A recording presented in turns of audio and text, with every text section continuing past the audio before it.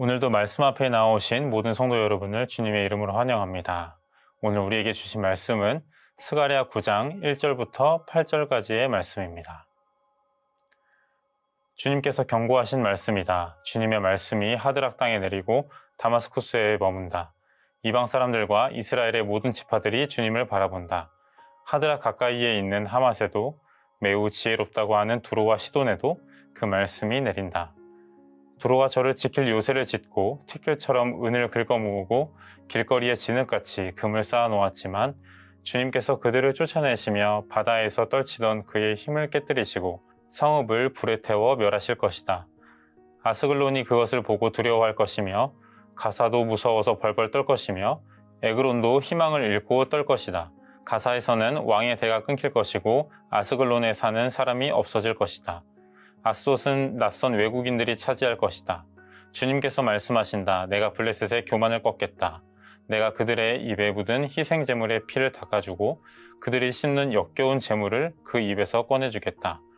그들 가운데서 남은 자들은 내 백성이 되어서 유다와 한 가족처럼 되며 에그로는 여부수 사람처럼 될 것이다.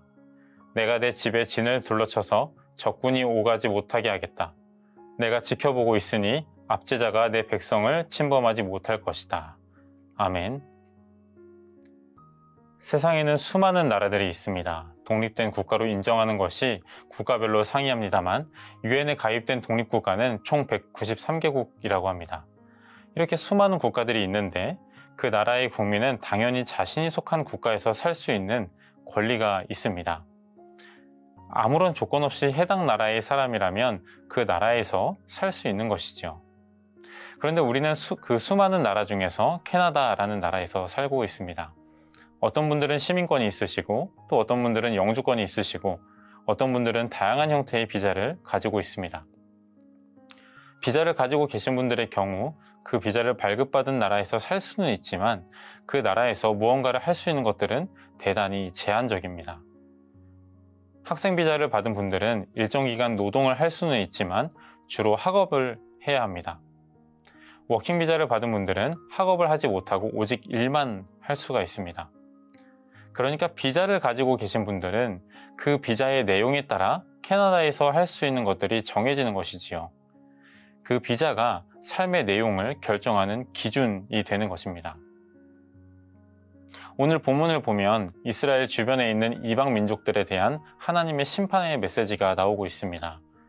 먼저 1절부터 4절은요, 이스라엘의 북쪽 이방 민족들에 대한 심판이 선포되고 있고요. 또 5절과 6절에서는 이스라엘 남쪽의 블레셋 도시들의 심판에 대해서 말씀하고 있습니다. 하나님께서 심판을 선포하셨으니까 그들은 반드시 심판을 받을 것입니다. 그렇다면 그들이 심판을 받게 되는 기준은 무엇입니까? 바로 하나님의 뜻입니다. 하나님께서 그들을 심판하시기로 결정하셨기 때문에 그들은 심판을 받게 되는 것이지요. 모든 삶의 결과에 대한 기준은 하나님의 뜻, 곧 말씀이 되는 것입니다. 오늘 본문 1절에 나오는 하드락과 다마스쿠스는 이스라엘의 대표적인 적대 국가인 아람에 속한 사람들인데요. 하나님께서는 그들을 심판하시겠다고 말씀하셨고 그들을 심판하실 때 세상이 주님을 바라볼 것이라고 말씀하셨습니다. 여러분, 여기서 하나님을 바라볼 것이다 라는 말의 그 깊은 의미에는 무엇이 있겠습니까? 하나님께서 열방의 생사 화복에 대한 결정권을 가지고 계신다라는 것 아니겠습니까? 하나님께서 이 땅에 관한 모든 것에 주도권을 가지고 계시고 있다는 것이지요. 하나님의 뜻, 곧 하나님의 말씀이 세상의 기준이 되는 것입니다. 2절부터 나오는 두로와 시돈은요, 페니키아 지방의 민족들이고 또 5절부터 나오는 민족들은 블레셋 민족입니다. 각각 꽤나 괜찮은 모습으로 지내고 있습니다. 특별히 3절에 나오는 두로의 경우 스스로를 지킬 든든한 요새를 만들었을 뿐만 아니라 마치 길거리의 진흙과 같이 금들을 쌓아 놓을 정도로 막강한 부를 누리고 있었습니다. 지혜도 충만한 사람들이 많았고 객관적으로 보았을 때 아주 강성대국을 이루고 있는 곳들이 많았습니다만 그들은 결국에는 하나님의 심판을 면하지 못했습니다.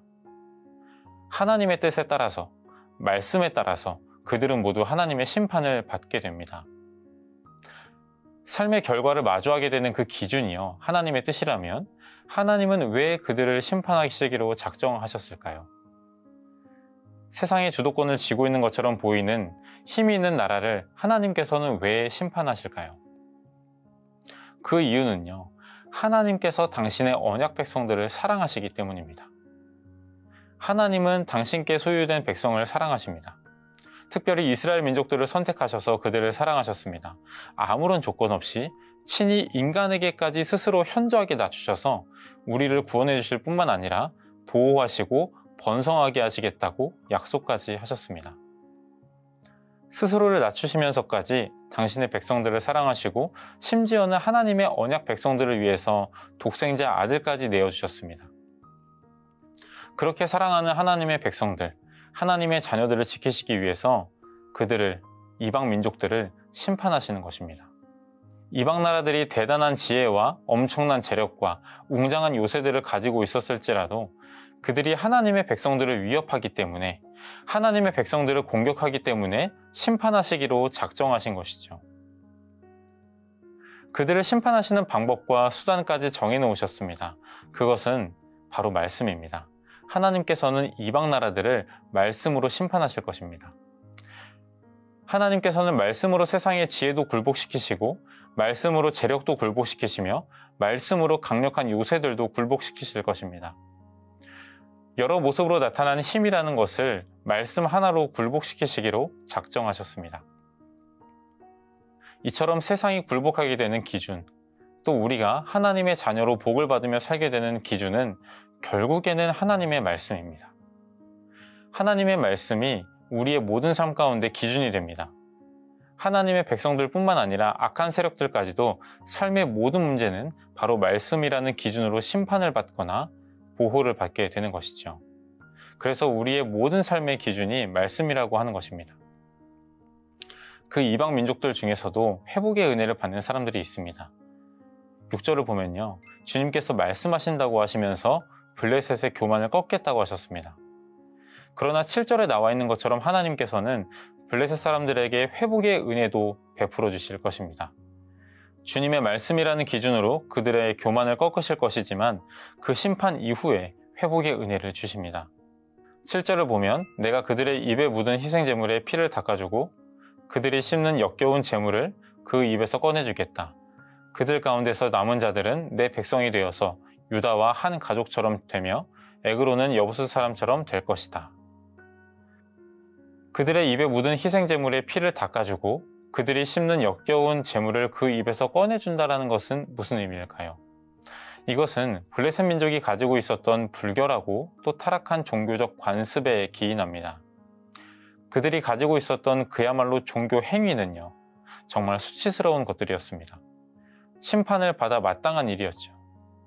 하나님께서는 그들의 그 불결한 것들을 닦아주시면서 블레셋 민족인 에그론을 그 옛날 다윗 시대의 여부스 족속처럼 하나님의 언약 백성 안으로 들어오게 하시겠다고 말씀하십니다.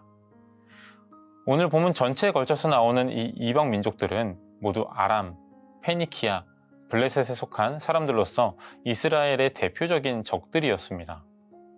하나님께서는 당신의 언약 백성들을 지키기 위해서 그들을 말씀으로 심판하실 것입니다. 동시에 그들 가운데 몇몇은 부정한 것들을 정결케 하셔서 하나님의 언약 백성 안으로 편입시키실 것입니다. 그리고 그 사람들 역시 동일하게 하나님의 나라의 존귀한 일꾼으로 사용하실 것입니다. 오늘 말씀을 요약해보면 이 세상의 기준은 결국 하나님의 뜻, 곧 하나님의 말씀이라는 것입니다.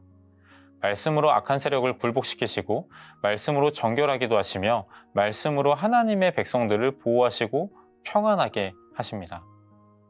이것을 우리의 삶 가운데 여러 방면으로 적용해 볼 수 있겠습니다만 오늘은 이렇게 적용을 한번 해보면 좋을 것 같습니다. 나의 내면에 적용해 보는 것입니다. 하나님의 말씀을 나의 내면에 품어서 악한 생각들을 굴복시키시고 부정한 것들은 정결하게 하며 언약 백성답게 말씀을 지킴으로 하나님의 보호를 받는 것, 하나님께서 주시는 평안을 누리는 것입니다. 그런 의미에서 우리가 말씀 앞에서 신실하게 나아가는 것은요, 주님께서 우리에게 주시는 그 평안을 누리는데 필수적인 조건입니다.